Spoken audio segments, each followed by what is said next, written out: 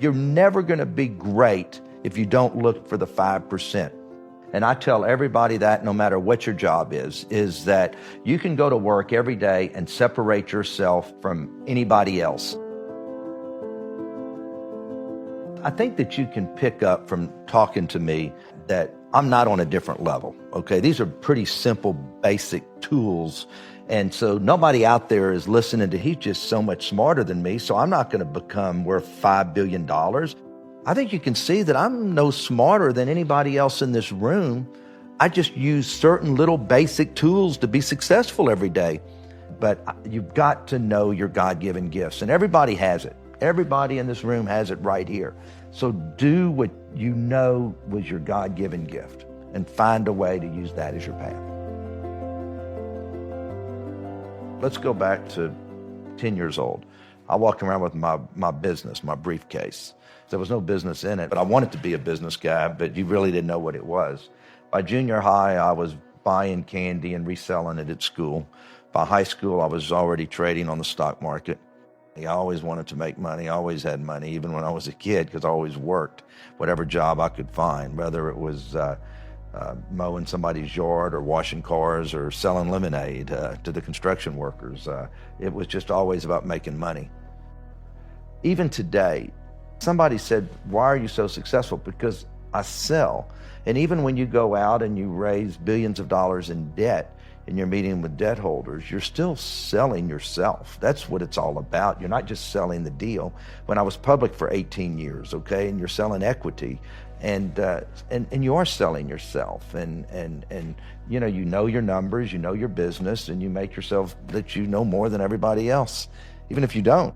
I think you know if you know business or not. And people ask me, should I go get my MBA? And you know what I usually tell them? You know if you need to go get your MBA.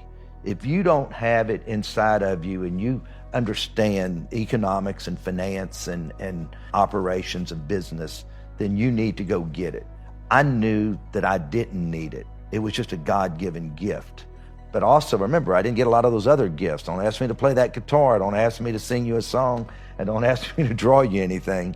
But you've got to know your God-given gifts. And everybody has it. Everybody in this room has it right here. So do what you know was your God-given gift and find a way to use that as your path. I've had people say to me, why don't you let your kids work for me for a while instead of just working for you? And then other people say, you should put them in one department and let them learn that department. And you know what I've said? And I really think I'm doing it right, and we'll see, only time will tell. There's so many departments. You're talking about a $4 billion revenue company with 60,000 employees and $700 million in EBITDA that does everything from, I have 25 biologists that work for me at aquariums. So everything from aquariums to amusement parks to 5 casinos to restaurants to an NBA basketball team, okay? Just everything you can think of. I'm teaching them to make decisions because that's really what it's all about, is learn how to make decisions, see how I make decisions every day about everything, whether it's a little decision or a big decision. And they've been doing that with me, and they're pretty smart. We don't know that we could run this without you. So it's kind of interesting because it's them sitting in meetings and seeing how I make decisions is the best thing I can do for them. What are some of the core principles of business that if I die without my kids understanding these 3 to 5 things, like what would those 3 to 5 things be? Know your numbers. No matter what business you're looking at, always know your numbers.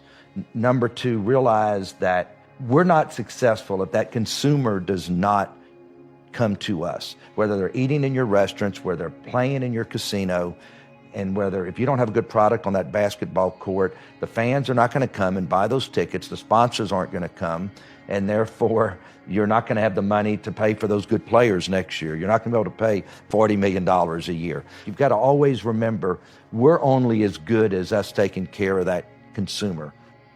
One of the things I teach everybody, and especially my kids, don't assume anything. People think if somebody walks in and gives you an answer that it's the right answer.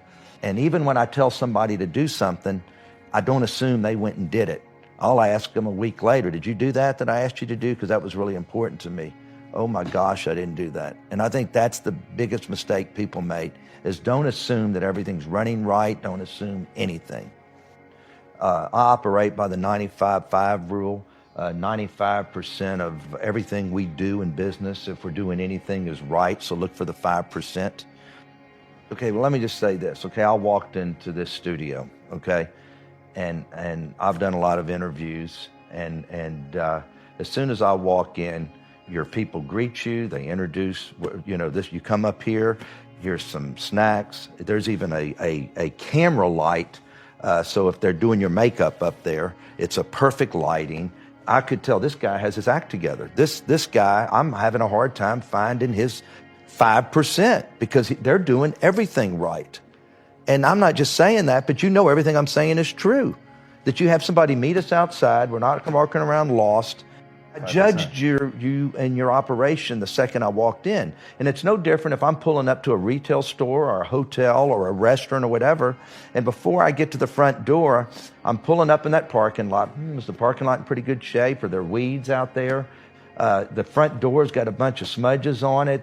I haven't even walked in yet, and I can tell you this isn't a crisp operation. I can tell you everything, how the operation's going to be inside before I ever walked in the front door. Because if they're not taking care of the outside, the inside's not going to be good. You're never going to be great if you don't look for the 5%. And I tell everybody that no matter what your job is that you can go to work every day and separate yourself from anybody else. And it's no different than the sound guy on this set. If you pick up, this sound guy is really, really good, and he's worried about this and he's worried about that, then all of a sudden you tell somebody, you need a good sound guy this, and then they end up on this person because of a recommendation. And all of a sudden, this guy's known as the best sound guy in LA because he's paying attention or she's paying attention to details that the other sound people don't. No, you know what?